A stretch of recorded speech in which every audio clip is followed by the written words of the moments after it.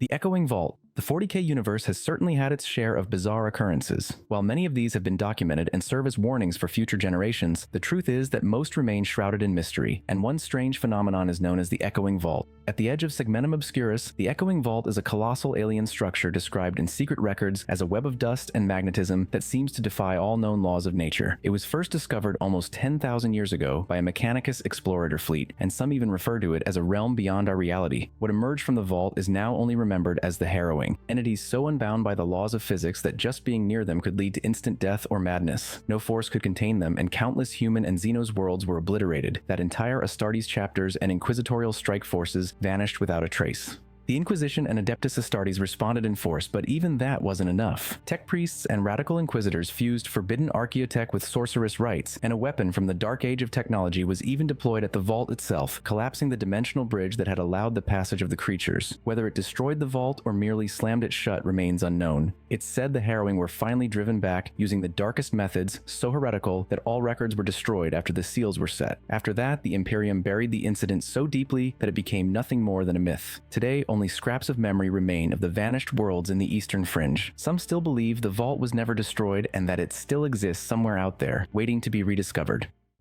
Subject number 696. This case is a chilling enigma, a mysterious alien life form that the Death Watch stumbled upon aboard the space hulk known as Damnatio Magellis, which had vanished into the void 160 years ago and was last seen drifting into the eerie warp storms. When the ship finally resurfaced, it bore deep scars like that of Tyranid bioship weaponry. At first, the Death Watch thought the vessel had suffered a Hive fleet attack. That theory was shattered the moment Chaplain Titus Strom insisted on leading the boarding party himself. This chaplain, a seasoned warrior, spoke of an unshakable premonition. Strangely, there were no signs of a crew or the typical signs of Tyranid consumption, no blood and no damage patterns that hinted at chaos or infestation. As the kill team made their way to the command cathedral at the ship's core, they were met with a grotesque sight. Hidden in a nest of partially digested remains was the creature, an alien hybrid, a nightmarish blend of claws and tentacles with a beak that defied description. This beast, without a clear form or anatomy, remained unresponsive to their presence until they opened fire. Bolters, plasma, and melta-weapons were ineffective, and the more they attacked, the more it transformed, new limbs sprouting faster than they could be severed, and wounds sealing up mid-explosion. One by one, the Battle Brothers retreated until Strom unleashed the special device he had carried for over 2 centuries, a forbidden stasis relic from before the heresy. He activated it while targeting the monster, and for the first time, the creature was immobilized. Subject number 696 was then placed under permanent stasis in the Xenos Bestiarium within Watch Fortress Ariok under an ultraviolet threat level. The Death Watch keeps silent about their discovery, and the Fortress Vox records occasionally capture faint scratching sounds emanating from its vault. There are no known biological markers that match any cataloged species. Some Inquisitors believe it may be a fragment or just one tendril of something far larger, something that exists beyond our understanding of reality. The Dark Cells.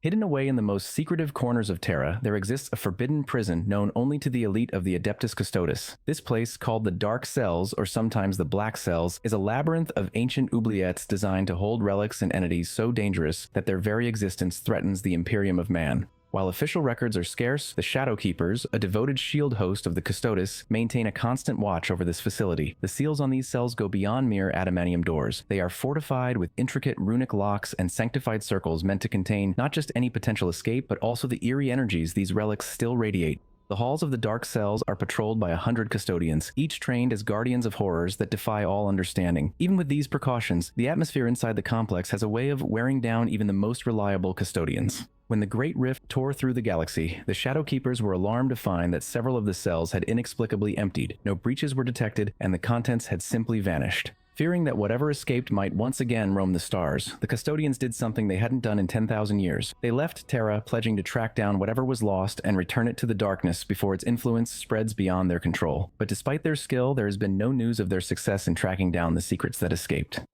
The Tyrant Star. In the Calixis sector of Segmentum Obscurus, there's a chance to encounter a mysterious black celestial body known as the Tyrant Star, also referred to as Comus or the Hereticus Tenebrae. This enigmatic star has baffled astronomers and scholars alike, defying all attempts to categorize it. While Imperial records try to keep it under wraps, the Inquisition's Tyrantine Cabal has been studying its strange appearances for centuries. Each time the star shows up, it unleashes psychic turmoil and geological upheaval, along with mass mutations and the emergence of fervent cults. Signs like birthmarks and strange symbols on walls often signal its impending arrival. Entire planetary systems have descended into madness during its fleeting visits, sometimes lasting just a few days before the star disappears without a trace.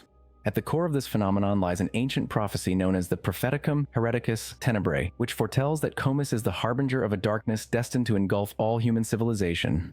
Lord Inquisitor Zerby has the only complete transcript securely stored within the Bastion Serpentis on Scintilla's moon, and grants access only to his most trusted agents. Some theorize that the Tyrant Star is a warp-based entity slipping into real space. Others suggest it could be a relic of alien origin or even a sentient construct powered by forbidden technology. So far, the Tyrant Star has made its presence known 18 times in the last century, and each appearance has ended in disaster. The Cabal believes that unraveling its true nature might be humanity's last hope to prevent extinction. The Well of Eternity. Somewhere deep in the warp, beyond the boundaries of any Imperial map, there's a place called the Well of Eternity, a site so ancient and unexplained that even the Chaos Gods speak of it with caution. It is believed to be the metaphysical center of reality itself, where space and time first began and where they may one day end.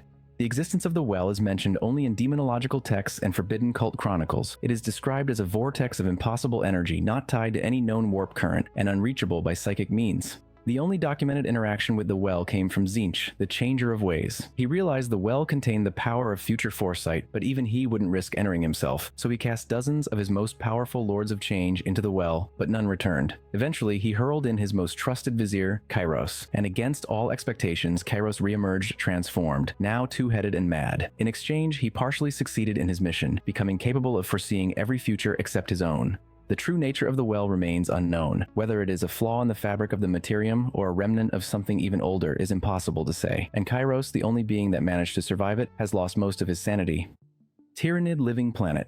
The Tiamat system first came onto the radar of a Mechanicus explorator fleet back in the 35th millennium. This system, with its 7 death worlds orbiting a double-binary star, was alive with intelligent, hostile life forms that fiercely resisted any attempts at colonization. When the explorators stumbled upon a shared xenogenetic lineage connecting every predator across the world, they tried to quarantine it, but they vanished just days later, completely overwhelmed by the planet's aggression. The system was then bombed from orbit, yet life persisted.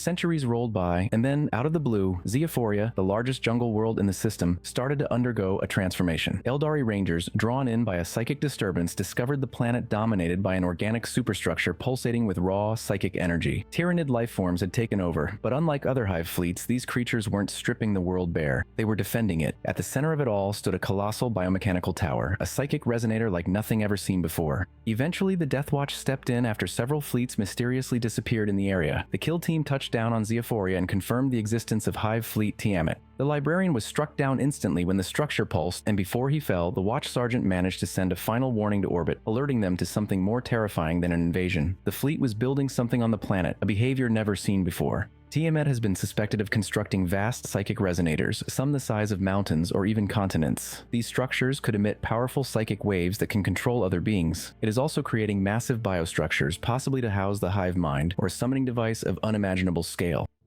The Deep Warp. Often the subject of hushed conversations among the Inquisition and rogue psychers, the term Deep Warp isn't officially recognized by the Imperium. Instead, it serves as a theory for the darkest, most hidden layers of the Immaterium, realms that lie beyond even the reach of the Chaos Gods. Hints of its structure can be found in rare texts like Path of Heaven, which mentions obscure warp layers, each one deeper, more volatile, and less affected by Geller fields or psychic shields. Mortals who journey through the warp only skim its surface. It's a place so different from the regular warp that the forces of chaos don't dare enter it either. Ultimately, the Deep Warp is a threshold of understanding that no one was ever meant to cross. What resides there may not be more powerful than the gods, but it is certainly older and completely indifferent to the thoughts of men or the ambitions of demons. Fornax Aleph. Once a hive world gripped by chaos in the Sabbat world sector, Fornax Aleph became known for one of the most unsettling and mysterious disappearances in Imperial military history. In 757 M41, General Jodar Elbeth arrived at the fringes of the system commanding a vast Imperial force. However, a sudden warp storm scattered his fleet, leaving him stranded with only a third of his troops and no Astartes support. Elbeth pressed on, sending the rapid pursuit frigate Ziegler to scout the planet. What he found was unsettling. No trader fleets, no vox chatter, just an eerily deserted world. Upon landing, Elbeth discovered cities that stood intact and untouched. Doors were left open as if their occupants had just stepped out and the lights still flickered. Millions of its population had simply vanished without a trace. Then came the screams. At night, his troops began to report faint voices echoing through the metal walls of the empty hives.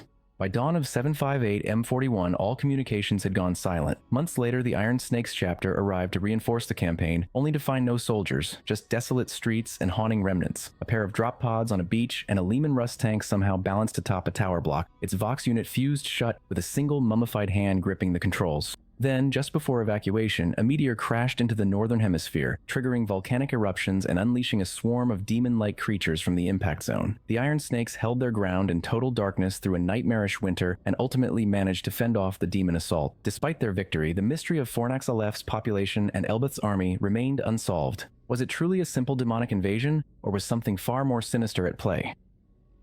This concludes our rundown of the most eerie mysteries of 40k. Let me know in the comments if you know any other stories like these, and click here to check out another video.